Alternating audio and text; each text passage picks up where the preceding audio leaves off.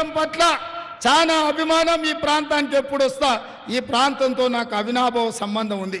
10 సంవత్సరాలు ఈ చంద్రశేఖర్ రావు దాదాపుగా 200 కేసులు పెట్టిండు, చెంచల్గూడ చెర్లపల్లి జైలుకు పంపించిండు.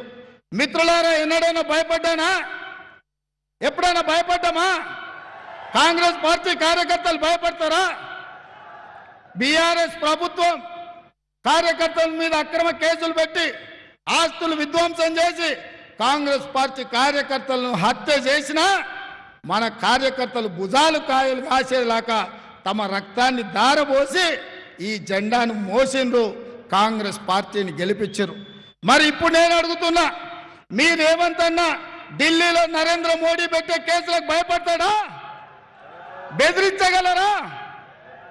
మీరు అండగా నిలబడితే ఢిల్లీ సుల్తానులైనా ఎదిరించే శక్తి మీ రేవంత్ అన్నకు ఉన్నదన్న సంగతి మీకు తెలుసు కదా. వారికోస్ వెయిన్స్ వ్యాధికి కేవలం 30 నిమిషాల్లో చికిత్స. కాల్ చేయండి 9985277715.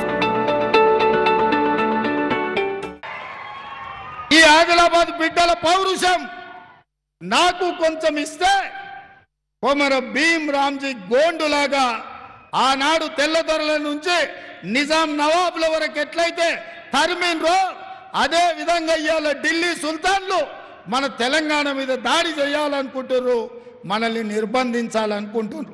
ఈ ఆటలు సాగవు.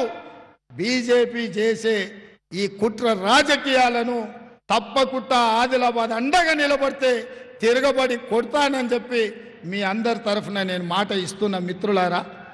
అందుకే మిత్రులారా, మనకు రిజర్వేషన్లు ఉండాలి, ఆదివాసీలకు పోడు భూముల పట్టాలు రావాలి, ఆదివాసేతరులకు పహానీలు నకలు ఇవ్వాలి అంటే అత్రం సుగుణ గెలవాలి, కొమరం భీము ప్రాజెక్టు కట్టాలి, గుండెపల్లి బ్రిడ్జ్ పూర్తి అవ్వాలి అంటే అత్రం సుగుణ గెలవాలి.